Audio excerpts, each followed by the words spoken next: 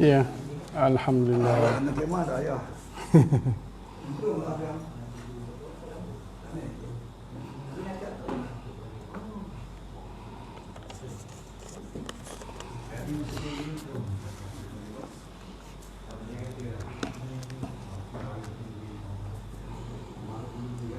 Astaghfirullahaladzim. Astaghfirullahaladzim. Astaghfirullah.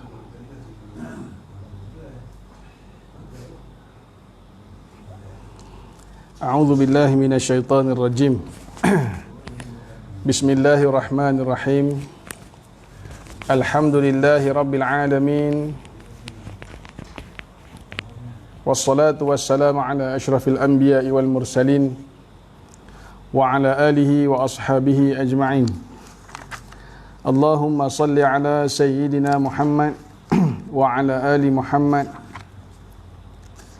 Rabbi shrah li sadri wa yassir li amri wahlul 'uqdatan min lisani yafqahu qawli. Subhanaka la ilma lana illa ma 'allamtana innaka antal alimul hakim. Wala haula wala quwwata illa billahil aliyyil azim.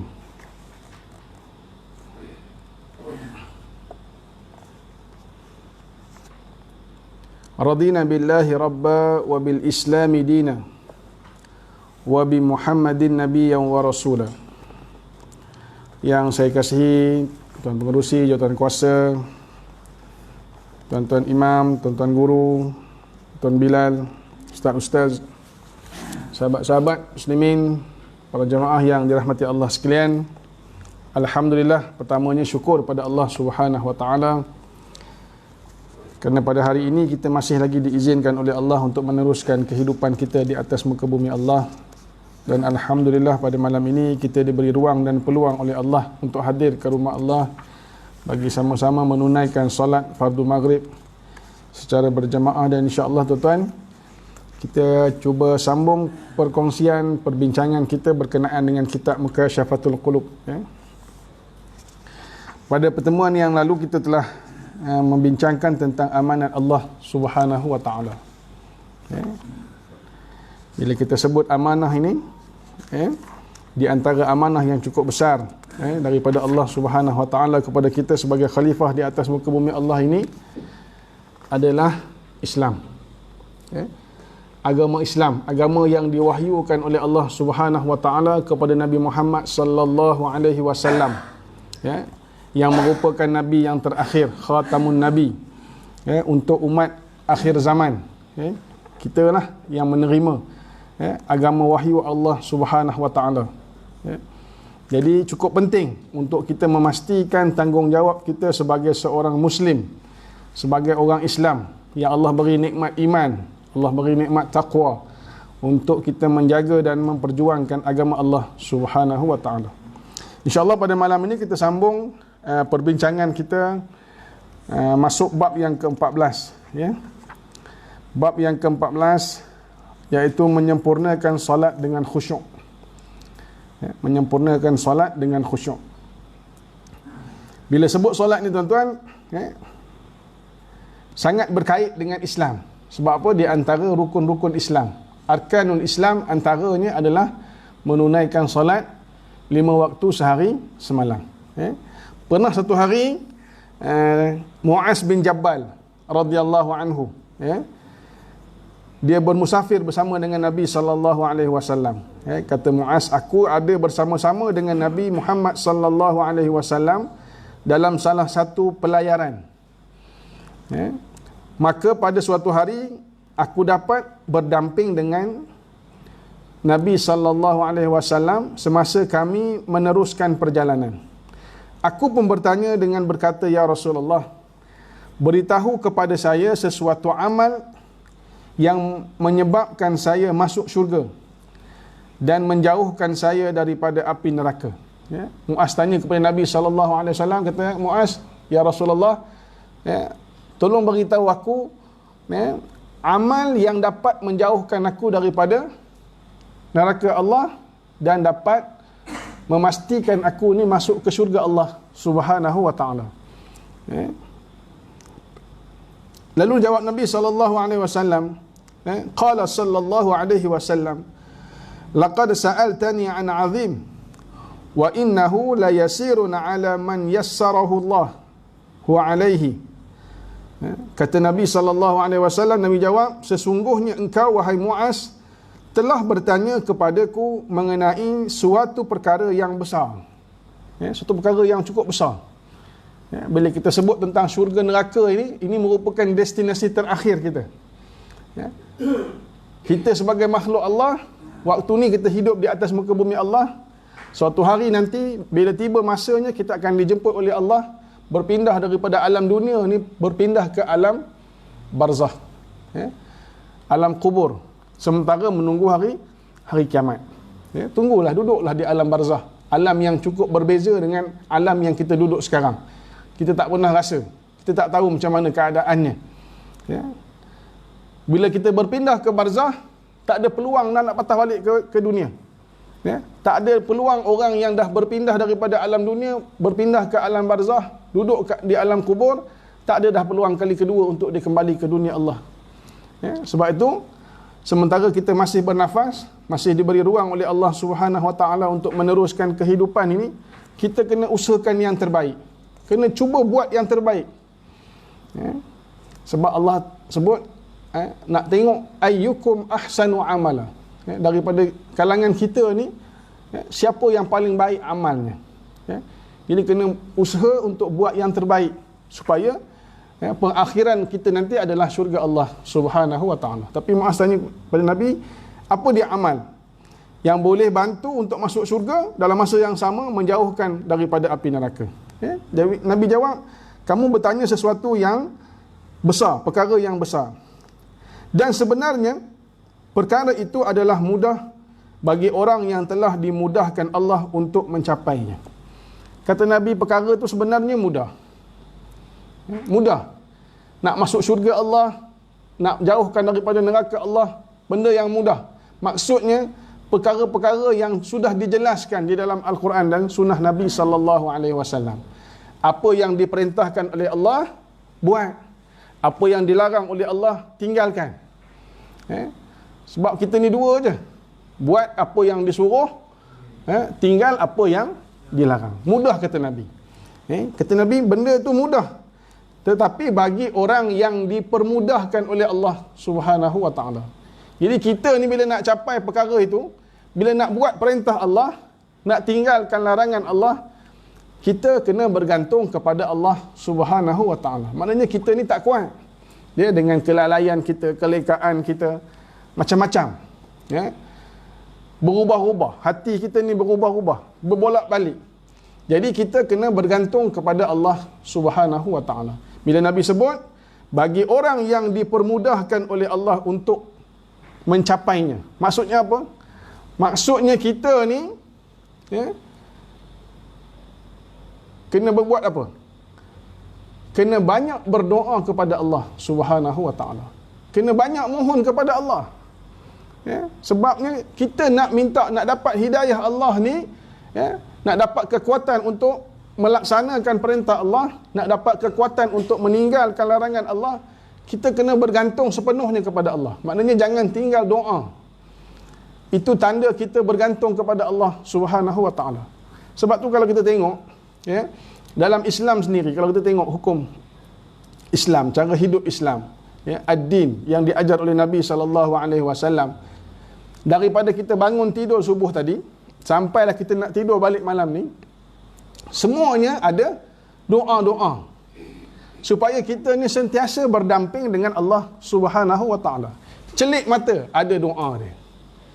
Kan? Alhamdulillahillazi ahyana ba'dama amatana wa ilaihin nusyur. Nak tidur kan? Ada doa dia. Bismikallahumma ahya wa amut. Kan? Nak masuk bilik air, ada doa dia. Ya? Keluar bilik air, ada doa. Nak pakai baju, ada doa. Nak pakai baju. Nak pandang cermin, nak bersiap, ada doa. Nak keluar rumah, ada doa. Masuk kereta, ada doa. Nak mulakan perjalanan, ada doa. Ya? Nak makan, ada doa. Habis makan, ada doa.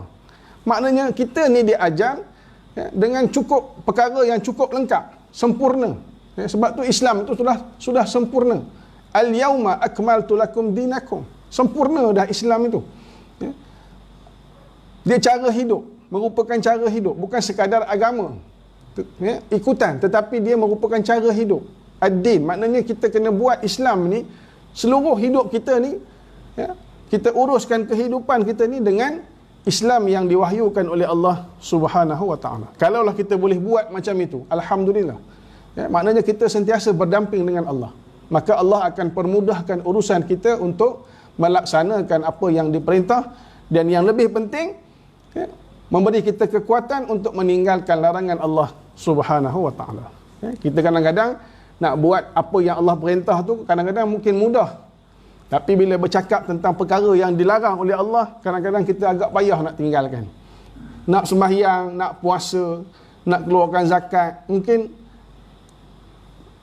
tak jadi masalah sangat. Tapi bila nak tinggalkan perkara-perkara yang Allah larang ni, dengan mengumpat, mengata orang, menyakitkan hati orang, kadang-kadang itu agak payah. Jadi kita kena berdoa kepada Allah.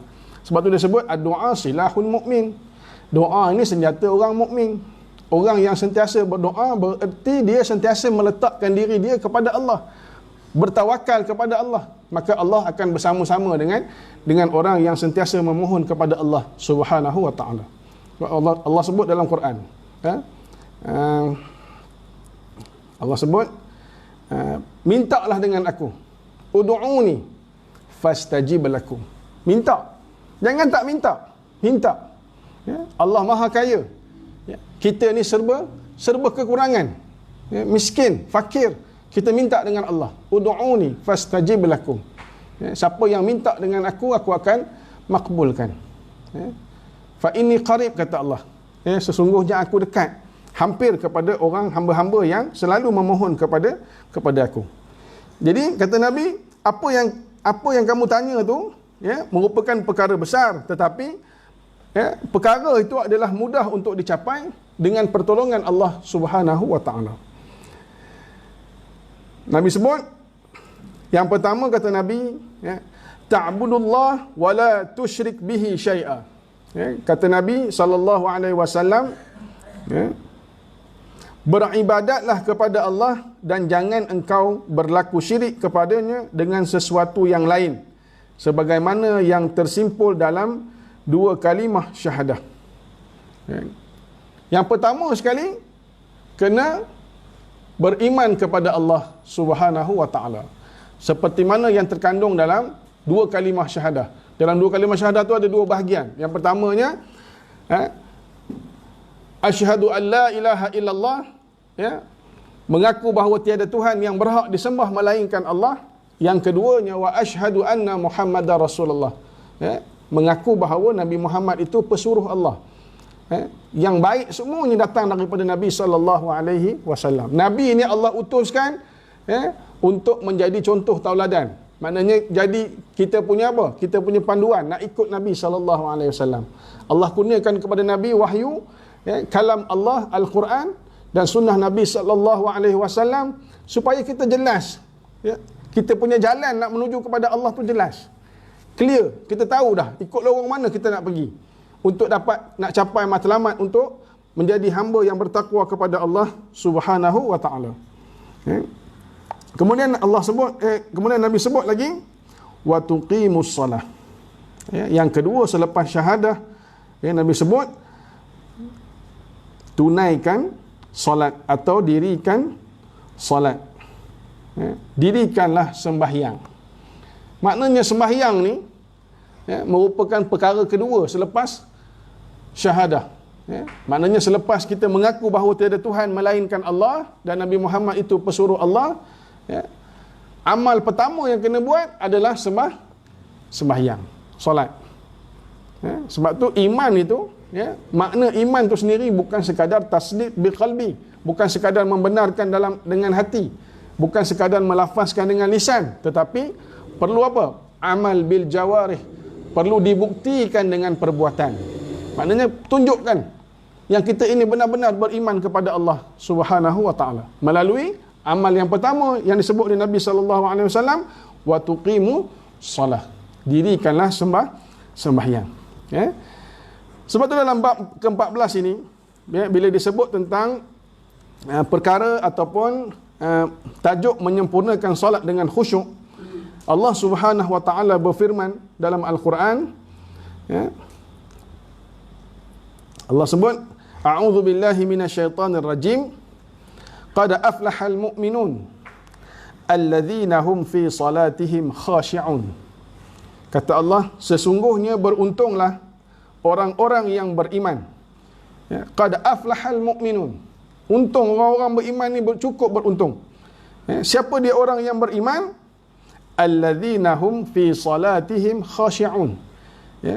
Ya, ini mereka yang khusyuk dalam sembahyangnya. Dalam sembahyangnya mereka khusyuk. Khusyuk ini merupakan perbuatan hati. Khusyuk ni merupakan perbuatan hati. Ada juga ulama sebut khusyuk ni terbahagi kepada dua. Satu, berdasarkan perbuatan hati, dan yang kedua, bahagian yang kedua, perbuatan anggota. Kita fokus dulu, khusyuk ini adalah perbuatan hati. Bila Allah sebut qad aflahal mu'minun alladzina hum fi salatihim khashi'un, kata Ibnu Katsir, maksudnya mereka telah mendapatkan kemenangan. Orang yang khusyuk dalam sembahyang, orang yang jaga sungguh-sungguh sembahyang, bererti mereka telah mendapatkan kemenangan, kebahagiaan dan keuntungan.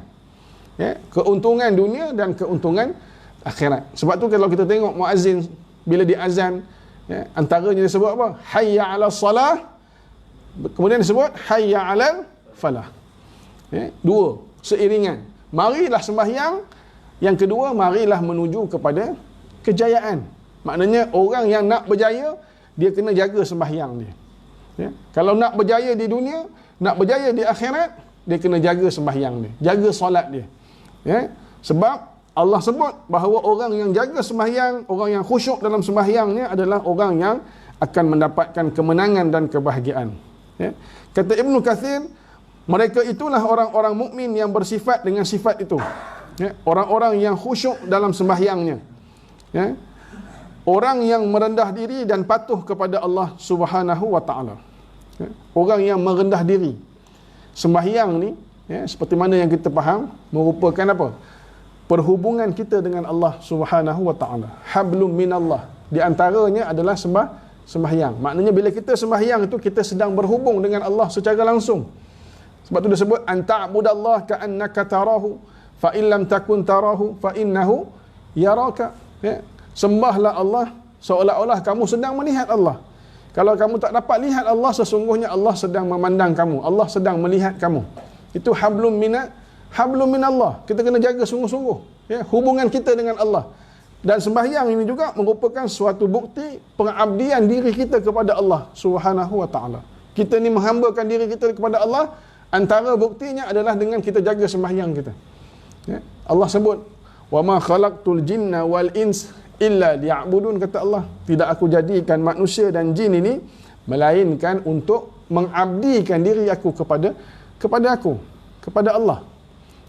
Saat kita sujud kepada Allah, meletakkan dahi kita di atas tanah, di atas lantai, menunjukkan betapa rendahnya kita, betapa lemahnya kita, dan betapa memerlukan kepada Allah Subhanahu wa taala.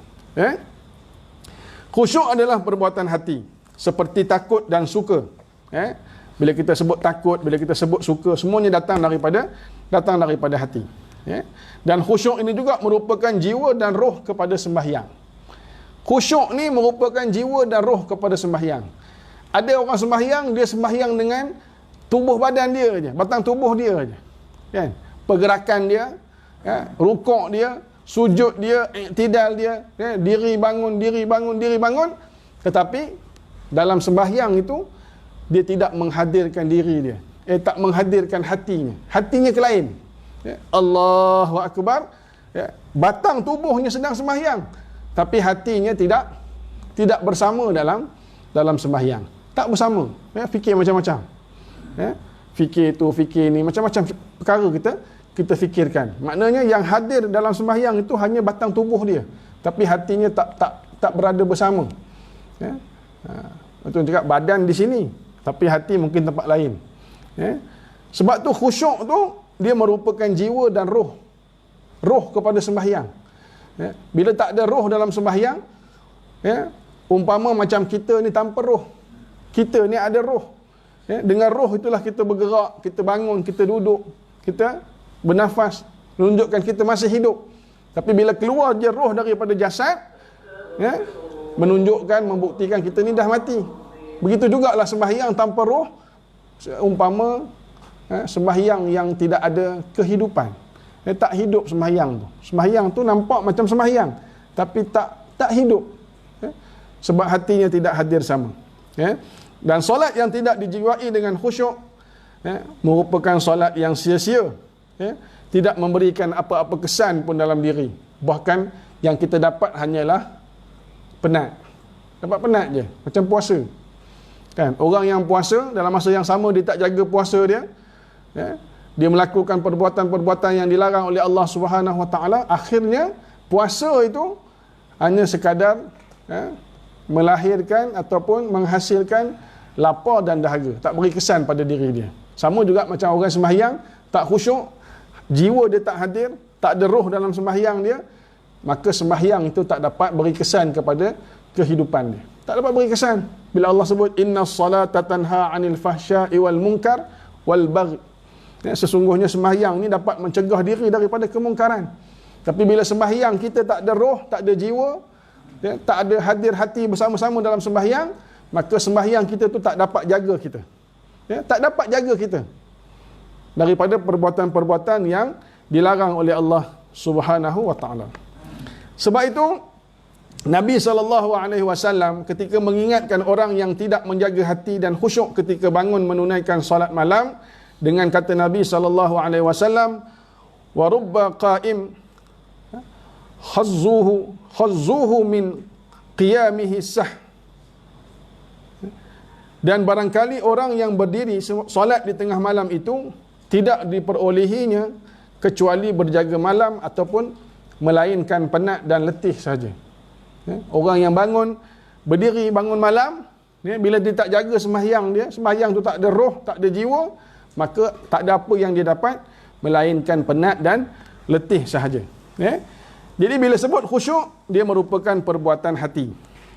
Datang daripada hati. Dari sudut bahasanya, khusyuk ini boleh kita sebut sebagai perkara yang menunjukkan kepada tunduk ataupun merendah.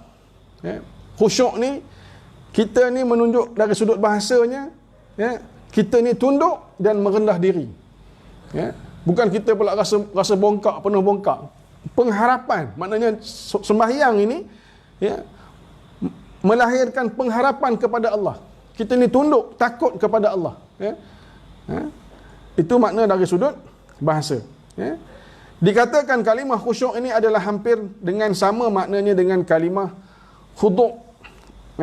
Adapun perbezaannya adalah khuduk hanya berkaitan dengan tubuh badan. Yang disebut tawaduk tu. Khuduk.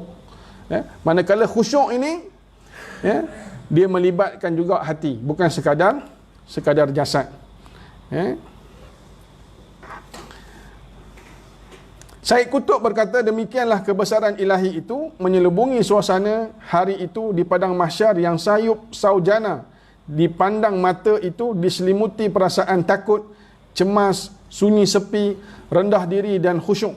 Ada perkataan khusyuk. Di mahsyar nanti ada perkataan khusyuk, maknanya ada rasa merendah diri dan tunduk kepada Allah Subhanahu Wa Taala. Semua dalam keadaan cemas, takut, merendah diri dan tunduk kepada Allah Subhanahu Wa Taala. Namun ada setengah ulama yang menganggap khusyuk ini sebagai perbuatan anggota badan, iaitu diam, tidak menoleh ataupun bermain-main.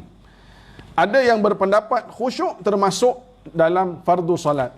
Dalam fardu solat itu mesti ada khusyuk. Maknanya khusyuk itu sebahagian daripada sembahyang.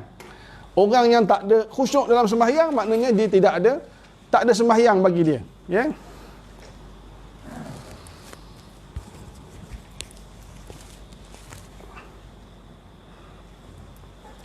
Orang yang tak jaga khusyuk, maknanya dia tidak ada sembahyang dalam diri dia. Maknanya tak ada ibadah sembahyang itu pada diri dia. Alasannya tersebut dalam hadis, ya, tidak ada solat bagi hamba kecuali apa yang difikirkan. Apa yang difikirkan. Maksudnya, waktu kita sembahyang itu, sebenarnya, ya, hakikatnya, kita tak boleh fikir perkara yang lain selain Allah Subhanahu Wa Taala. Ya, hakikat sembahyang tu. Bila kita angkat takbir, Allahu Akbar, sambil kita lintas rukun qalbi itu, niat tu, Allahu Akbar, lafaz rukun qauli, Allahu Akbar, itu sebab disebut takbiratul ihram. Takbir yang memutuskan kita ni dengan perkara-perkara yang selain daripada Allah Subhanahu Wa Taala. Sebab tu dalam sembahyang tak boleh makan, tak boleh minum. Ya. Bahkan kalau ada sisa-sisa makanan dalam mulut, ya, keluar, kita pergi konyah, kita telan, maka sembahyang kita terbatal. Batal sembahyang kita. Ya, sebab tu disebut takbiratul ihram. Takbir yang mengharamkan kita daripada perbuatan-perbuatan yang kita boleh buat luar sembahyang, tapi dalam sembahyang kita tak boleh buat. Ya, makan, minum, walaupun nasi boleh dimakan luar sembahyang, tapi dalam sembahyang tak boleh. Ya, maknanya termasuklah juga pemikiran akal kita dan hati kita mesti fokus kepada Allah Subhanahu Wa Taala. Tak boleh fikir yang lain. Bila angkat takbirnya, yang lain-lain tu kena buanglah, kena tinggalkan. Ya, kena tinggalkan dulu. Ya. Itu hakikat khusyuk tu. Ya, itu yang cukup payah tu perkara tu. Kan? Tambah bila ada bau makan bau macam mi goreng. Nasi lemak ke mi goreng? Kan? Mula mikir kan, apalah dalam polistrin tadi, kan? Belakang tu polistrin tu apalah isinya kan? Mi goreng ke, bihun ke, nasi lemak ke, kan? Jadi perkara-perkara yang boleh mengganggu tumpuan kita. Pernah tak kita tuan-tuan rasa, pernah tak tuan-tuan mengalami, daripada tuan-tuan angkat takbir sampai beri salam, rasa macam tak sedar sembahyang tu, kan? Dah 4 rakaat dah habis dah. Assalamualaikum warahmatullahi wabarakatuh. Habis sembahyang dah. Maknanya kita tak fokus. Ya, itulah sembahyang yang kadang-kadang kita tak dapat jaga dari segi kita menghadirkan diri dan pemikiran kita terhadap sembahyang. Maknanya kita sedang berdepan dengan Allah. Kita kena fokus sungguh-sungguh bahawa tidak ada perkara lain yang lebih penting melainkan Allah Subhanahu Wa Taala. Ya, dulu di masjid dia ada tampal apa tu? Tidak ada panggilan yang lebih penting berbanding panggilan ilahi, kan? Lebih kurang itulah maksud dia, kan? Suruh tutup telefon. Ya? Suruh tutup telefon. Maknanya lupakan. Ya? Orang kita ni itulah, kan? Nak fokus tu, nak dapat fokus tu. Ya? Sungguh-sungguh nak dapat fokus kepada Allah Subhanahu Wa Taala. Allah firman dalam Al-Quran, janganlah engkau termasuk orang-orang yang lengah. Ya? Itu pula cerita dari sudut penjagaan masa dan sebagainya. Kalau kita tengok sembahyang ni, ya, dia ada syarat-syarat sah dia ada rukun dia, ya, semua ada, ya, lengkap. Ya. Syarat wajib sembahyang, syarat sah dia apa, rukun dia apa, maknanya semua tu kena dijaga. Termasuklah waktu-waktu yang telah ditetapkan. Ya. Sebab sembahyang ini dia ada waktu-waktu yang Allah dah tetapkan. Ya, kalau kita tengok sirah bagaimana kewajipan fardu sembahyang ni Allah berikan kepada Nabi SAW ketika mana peristiwa Isra dan Mi'raj. Ya, istiwa Isra dan Mi'raj. Sebelum peristiwa Isra Mi'raj tu ada peristiwa yang telah berlaku yang sampai tahun itu disebut sebagai Amul Huzni, tahun kesedihan. Sebab apa? Sebab Nabi kehilangan isteri yang tersayang, iaitu Siti Khadijah radhiyallahu anha, dan bapa saudaranya, ya, Abu Talib, meninggal pada tahun yang sama, sampai disebut tahun itu tahun kesedihan, Amul Huzni. Ya, kalau ikutkan, ya, dalam keadaan Nabi sedang bersedih itu, pastinya Allah bagi apa? Bagi excuse pada Nabi, suruh rehat. Kan, sebab tengah bersedih. Tapi apa yang Allah lakukan kepada Nabi SAW, Allah jumpa dengan Allah. Satu kurniaan yang cukup besar. Ya? Dan Allah beri sendiri fardu sembahyang itu dalam peristiwa Isra' dan Mi'raj. Ada waktu-waktu dia. Maksudnya bukan sekadar nak jaga rukun, jaga syarat sah dan sebagainya, termasuklah wuduk kita tu juga kita kena jaga waktunya. Waktu tu kena jaga. Kadang-kadang kita sembahyang juga. Tapi orang kata apa? Sembahyang tangkona lah. Tangkona kan. Kata asar 4.20, kita 4 suku, Zuhur. Kan? Tangkona tu lah last lap tu. Kan? Habis je bagi salam, Allahu Akbar, masuk waktu lain lah. Itu kira okey lagi. Ini baru rakaat pertama dah azan dah. Kan? Sembahyang tangkona. Kalau subuh, kita sebut subuh gajah. Kan? Subuh dah lewat dah sekarang ni. Dah agak lewat. Kita lewatkan lagi. Kita pula lewatkan lagi. Cerah dia cepat sekarang ni. Kalau sembahyang subuh tu cerah tu, itu maknanya kira dah bukan gajah lah. Dah lebih daripada itu dah. Kalau sembahyang subuh tu dah cerah, maknanya bukan subuh dah. Jadi waktu-waktu tertentu itu kena jaga. Bukan ikut suka kita, bukan ikut mana dan je. Sedar bangun pukul 9 lah subuh. Memanglah kalau kita tertidur dimaafkan. Tetapi kalau tiap-tiap hari rupa itu bukan tak sengaja. Maknanya kita kena rancang. Kena rancang urusan agama kita ni, kita kena rancang. Macam kita sebut dulu, untuk urusan agama ni, kita kena lapangkan masa kita. Bukan kita tunggu masa lapang. Maksudnya kita kena lapangkan masa kita untuk buat urusan agama. Bukan kita tunggu masa lapang baru kita nak buat. Hari ni tak sembahyang Zuhur, kenapa? Tak, hari ni sibuk sangat. Tak sempat. Banyak sangat kerja. Bukan nak tunggu masa lapang. Tapi kita kena lapangkan waktu kita. Macam hari ni. Daripada subuh tadi. Berapa lama kita baca Quran hari ni? Dalam kita ramai-ramai termasuk saya, daripada subuh tadi, berapa lama kita dah baca Quran? Tuan-tuan jawab sendiri, tak payah angkat tangan. Jawab dalam hati. Hari ini ada tak kita buka Al-Quran daripada subuh tadi sampailah maghrib ni nak masuk isyak? Ada tak kita buka Al-Quran? Oh, hari ni sibuk sangat. Bukan tak nak buka, sibuk sangat. Memang masa penuh. Tak sempat. Tanya balik diri kita, hari ni sempat tak kita makan? Sempat tak kita minum? Sempat. Bukan kata makan, boleh nyembang ngopi ni ngetih. Ada pula masa. Sebab tu urusan agama kita kena lapangkan masa kita. Bukan kita tunggu masa lapang. Sembahyangnya, baca Qurannya, jangan tinggal. Dapat selai pun buat. Jangan tinggal, jangan tak buka langsung Al-Quran. Sebab Al-Quran ini kalam Allah. Kena usahakan juga. Cari masa. Saya rasa kalau dalam selai ni kurang lebih dalam 3-4 minit je. 3-4 minit je. Bayangkan kalau 3-4 minit pun kita tak boleh luangkan masa kita untuk agama. Bukan untuk orang lain.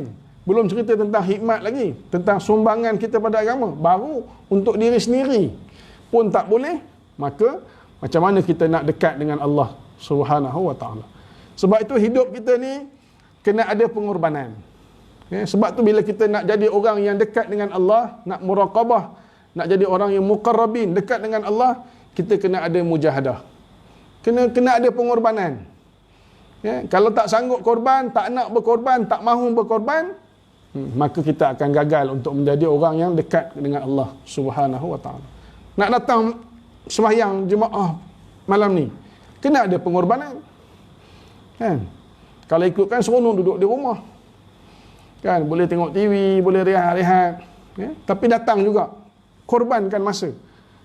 Kena paksa diri. Untuk tunjukkan kesungguhan kita. Barulah Allah akan bantu. Allah akan bersama-sama dengan kita. Namun ada juga setengah ulama berpendapat bahawa khusyuk merupakan keutamaan solat sahaja. Bukan sebahagian daripada solat, cuma keutamaan. Maknanya orang yang ada khusyuk itu sembahyangnya lebih baik. Kualiti sembahyangnya lebih baik. Sebab tu pada umur kita sekarang ni, umur kita yang mungkin dah 30 tahun, 40 tahun, 50 tahun, mungkin dah 60 tahun, 70 tahun. Kita tak boleh lagi bercakap tentang apa? Sembahyang atau tak nak sembahyang. Kita kena bercakap tentang kualiti sembahyang kita. Ya. Setiap hari kita kena usaha tingkatkan kualiti sembahyang kita. Ya. Pastikan lebih baik. Hari ini lebih baik daripada semalam. Ya. Esok lebih baik daripada hari ini. Ya. Dari sudut penjagaan masanya, dari sudut penjagaan hatinya, dari sudut pelaksanaan rukun qauli, rukun qalbi, rukun fi'li dan sebagainya. Ya. Maknanya hari-hari kena pastikan ada peningkatan kualiti sembahyang yang kita nak persembahkan kepada Allah Subhanahu wa taala. Al-Baihaqi mengeluarkan dari Muhammad bin Zirin. Dia berkata, aku diberitahu bahawa Rasulullah sallallahu alaihi wasallam ketika solat mengangkat pandangannya ke langit. Kemudian turunlah ayat di atas. Kemudian tambah Abdul Razak, Allah Subhanahu wa taala memerintahkan beliau ataupun baginda agar khusyuk. Lalu baginda memandang ke tempat sujudnya. Ya. Daripada Al-Baihaqi, daripada Muhammad bin Zirin kata satu hari Nabi sembahyang, Nabi angkat pandangannya. Mungkin agak sedikit memandang ke atas. Ya. Lalu turun ayat, ya, Allah suruh, ya, memandang ke tempat sujud, ya, supaya lebih khusyuk.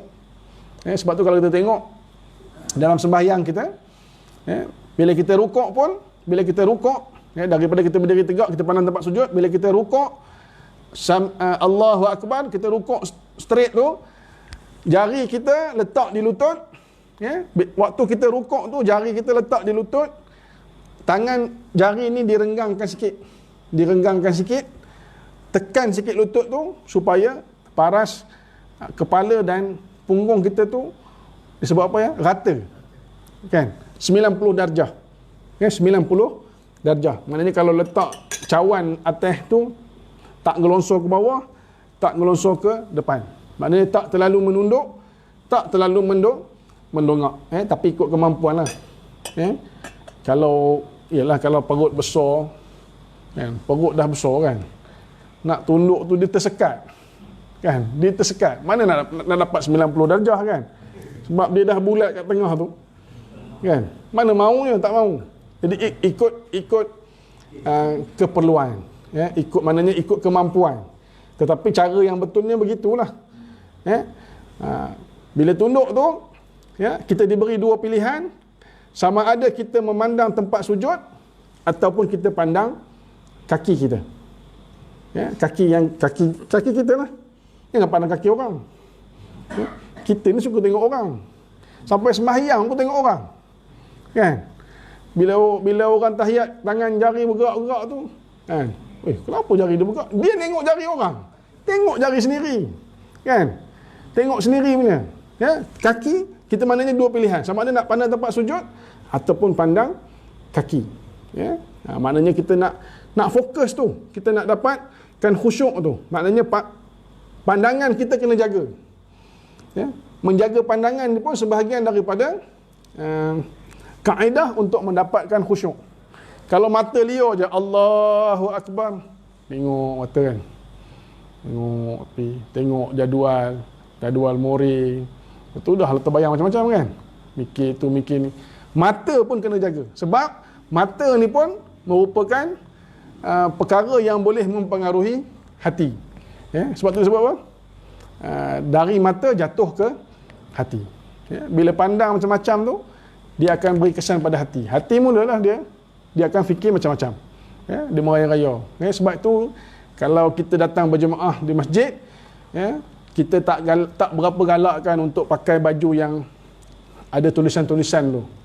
Ya? Yang terlalu banyak tulisan. Sikit-sikit tak apalah. Ya? Kadang-kadang t-shirt yang apa? Kelas tu kan. Ada 30 orang budak kelas, dia tulis Abu, Syafiq, Muhammad, Mina, 30 orang. Orang belakang, dia tak baca Fatihah, dia baca nama tu. Abu, Mina. Sampai habis 30 dia baca. Tu imam Allahu Akbar, terganggu. Sebab tu mata kena jaga. Ya, jangan merayau mata. Sebab dia boleh mempengaruhi hati. Baik. Dirawikan dari Hasan bahawa Nabi SAW, solat 5 waktu ibarat sungai yang banyak airnya mengalir pada tiap-tiap seorang kamu. Setiap hari dia mandi di situ 5 kali. Apakah dia masih kotor? Ya, ini solat itu membersihkan dosa, kecuali dosa besar. Jika solat dilakukan dengan hati khusyuk dan hadir, jika tidak, maka solat itu akan ditolak. Nabi beri perumpamaan, sembahyang itu macam kita ada sungai depan kita, kita mandi di situ 5 kali sehari. Maknanya bersih lah, 5 kali sehari mandi. Kita biasa mandi berapa kali je, kan? Ini 5 kali sehari. Bangun subuh sekali mandi, tengah hari sekali mandi, petang sekali mandi. Kita kadang-kadang 3 kali je, lebih kurang, kan? Jarang-jarang lah sampai 5-6 kali, melainkan termasuk mandi wajib, itu lain, kan? Kadang-kadang 3 kali je. Ini 5 kali sehari mandi Nabi umpamakan mandi di sungai. Maknanya Nabi tanya, apakah dia masih kotor? Mesti bersih. Itulah perumpamaan sembahyang. Maknanya kalau kita sembahyang 5 waktu sehari semalam itu, bila kita datang dengan hati yang khusyuk, dengan hati yang hadir, maka sembahyang itu boleh membersihkan dosa-dosa kita. Kita ni memang banyak dosa pun, macam-macam yang kita buat. Baik dosa yang sedar, baik dosa yang tak sedar. Kadang-kadang dosa yang kita tak sedar lagi banyak. Kita anggap mungkin remeh. Sebab tu kita ni dipesan supaya tidak memandang remeh kepada dosa. Jangan pandang remeh pada dosa. Sebab bila kita buat dosa, satu titik hitam akan tumbuh, akan dititik di hati kita. Buat lagi, tambah lagi. Buat lagi, tambah lagi. Tambah-tambah pula kita tak istighfar kepada Allah. Kita tak mohon keampunan Allah. Bila penuh titik hitam dalam hati, akhirnya kita tidak boleh lagi melihat kebenaran. Dengar orang nasihat, tak boleh terima. Sebab apa? Sebab hati dah hitam. Orang nasihat, orang nak tolong kita, tapi kita tak boleh terima. Tak boleh tengok kebenaran. Orang lain boleh tengok dah mana yang hak, mana yang batil, tapi kita tak dapat tengok kebenaran. Sebab apa? Sebab hati kita bermasalah. Sebab tu jangan pandang remeh kepada dosa. Baik. Rasulullah SAW bersabda, barang siapa sembahyang 2 rakaat, barang siapa sembahyang 2 rakaat, hatinya tidak ingat sesuatu pun tentang dunia, maka dosanya yang terdahulu diampuni. Orang yang sembahyang 2 rakaat, dalam sembahyang itu hatinya tak ingat apa-apa pun tentang dunia, maka dosanya yang dulu-dulu akan diampunkan oleh Allah Subhanahu wa ta'ala. Kalau kita cuba muhasabah malam ni tuan-tuan, pernah tak kita dapat sembahyang 2 rakaat yang kita memang daripada awal lagi, takbir lagi, sampailah kita beri salam, kita tak ingat langsung sikit pun pasal dunia? Ada tak? Tak payah angkat tangan, muhasabah diri. Tanya diri sendiri. Rasa-rasa banyak-banyak sembahyang, pernah tak dapat macam tu? Pernah tak dapat? Selalunya melencong, kan? Selalunya melencong. Selalunya memang kita azam tapi melencong. Jadi kita kena muhasabah. Sebab tu kita ni nak dapat khusyuk. Nak dapat khusyuk tu bukan waktu kita berdiri nak sembahyang tu. Nak dapat khusyuk tu kita kena jaga urusan-urusan hidup kita sebelum tu. Maksud saya, maknanya kita jaga makanan kita. Apa yang kita makan. Jangan kita main sapu je. Jaga, kita nak halal, bukan sekadar halal, tapi makanan yang baik, halalan tayyiban. Halal yang baik. Sebab makan itu akan jadi darah daging kita. Mana mungkin kita nak dapat khusyuk kalau kita makan makanan yang tak halal, yang syubhah, yang kotor dan sebagainya. Susah nak dapat khusyuk. Bukan kata nak khusyuk dalam sembahyang. Itu yang nak mengaji pun payah nak dapat. Tak faham-faham. Sampai orang cakap apa, benaknya kamu ni, kan? Susah benar nak dapat. Apa yang kita makan tu. Sebab tu hari ni kalau kita tengok anak-anak kita, kan, anak-anak kita susah nak dengar nasihat, kan? Cakap banyak kali tak boleh nak faham. Sebenarnya yang menerima nasihat tu siapa? Hati. Hati ni bermasalah. Kena tengok balik. Dengan sekarang ni macam-macam. Kita tak tahu pun di mana buat makanan tu, kan? dengan cekelatnya, dengan keropoknya, dengan jajan-jajan macam-macam. Pelik-pelik. Kan? Kita tak pasti status halal pun. Ya, boleh makan ke tak boleh makan ke. Anak-anak kita makan belaka semua tu. Ya, jadi payah mereka nak menerima ilmu. Ya, makan semua. Ya. Tulisan macam-macam tulisan. Ya. Bila kita tak kawal benda tu, maka dia akan mempengaruhi hati. Ya. Kita juga kena tengok perbuatan kita. Maknanya dalam kehidupan kita ni, ya, dari segi rezeki kita, kan, dari segi kita hablum minan nas, hubungan kita sesama manusia.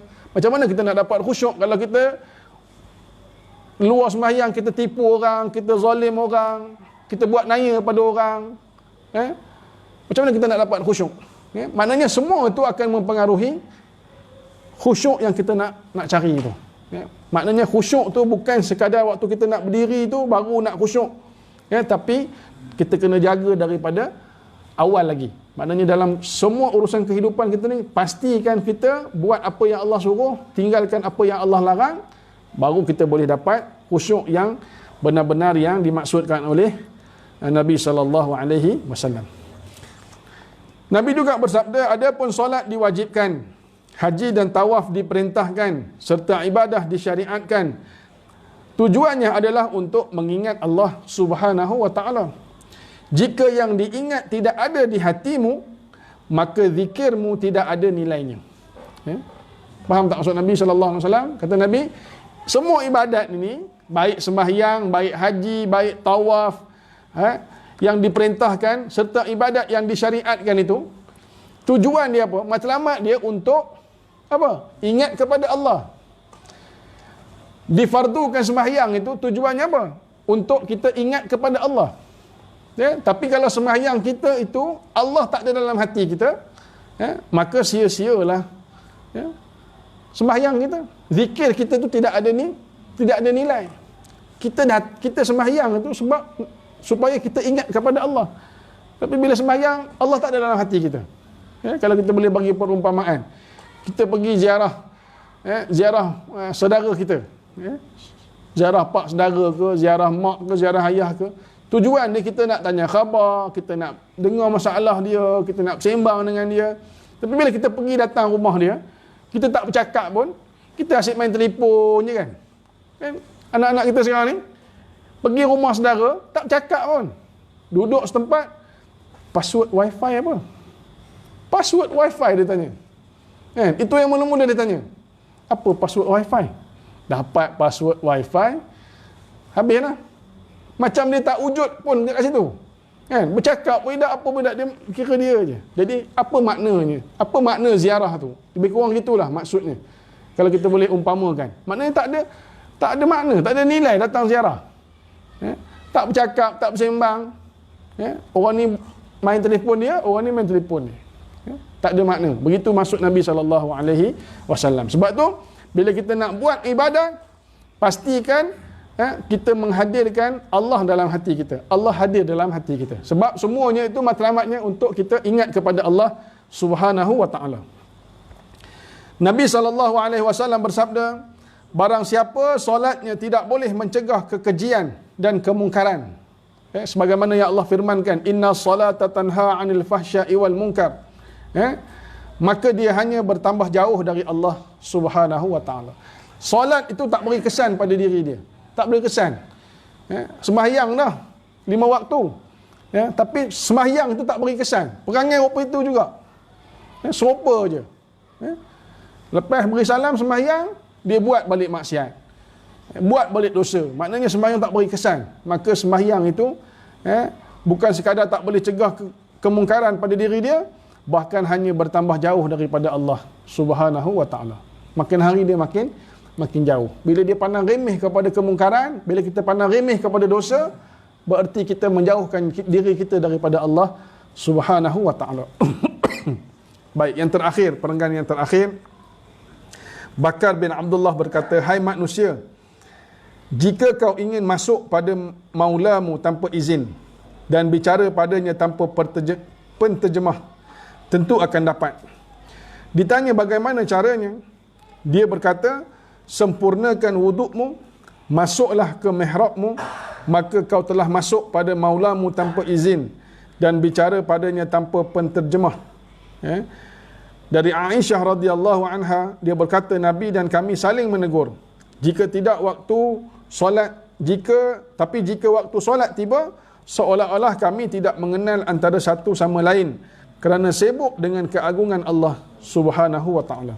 Apa yang dimaksudkan dengan oleh Bakar bin Abdullah tadi, maknanya kita boleh berbicara dengan Allah, seolah-olah kita sedang berbicara dengan Allah, sedang menghadap Allah, melalui sembahyang.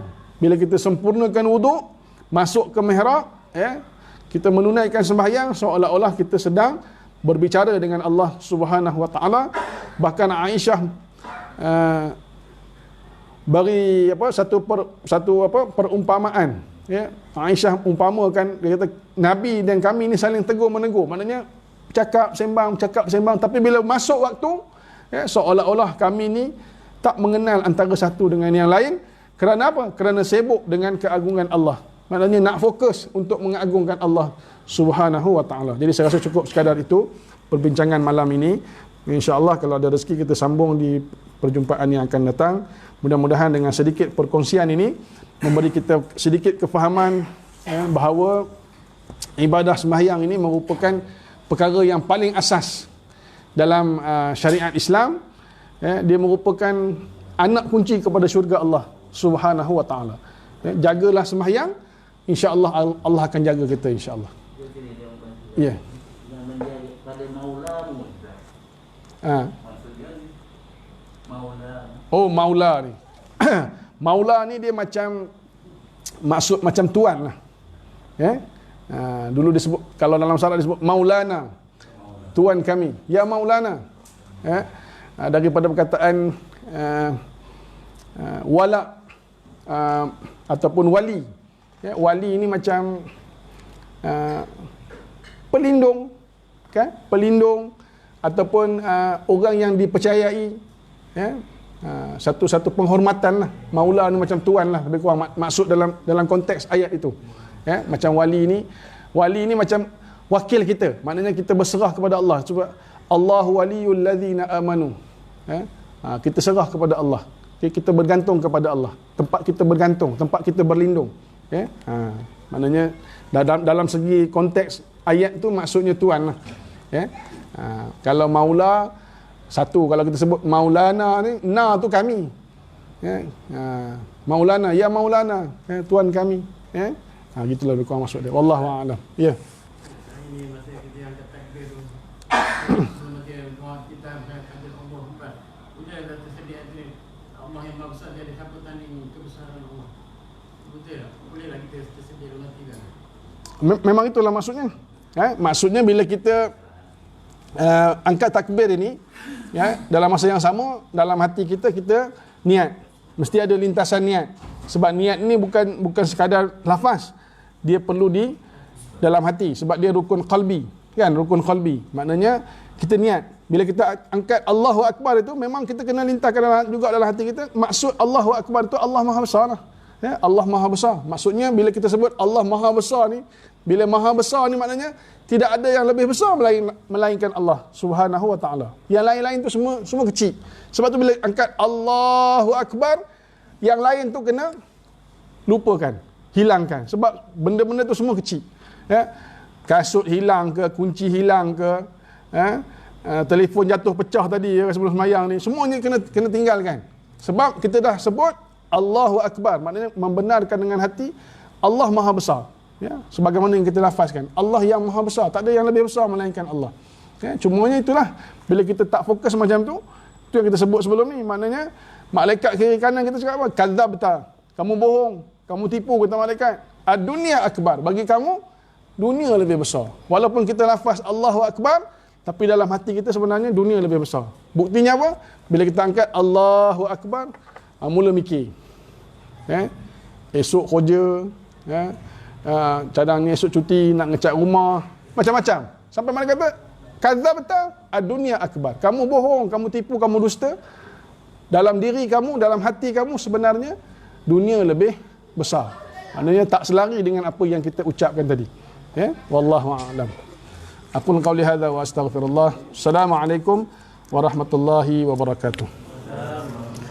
A'udzu billahi minasyaitonir rajim. Bismillahirrahmanirrahim. Alhamdulillahirabbil alamin wassalatu wassalamu ala asyrafil anbiya'i wal mursalin wa ala alihi wa ashabihi ajma'in. Allahumma ja'al ni'matana da'ima wa dawlatana qa'ima wa la tusallit 'alaina zalima.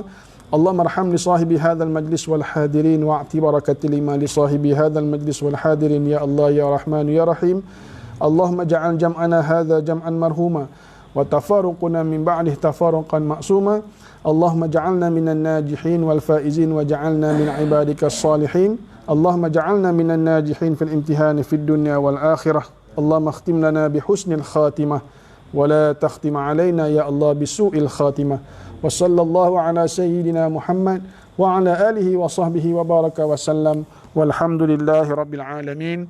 تقبل الله منكم.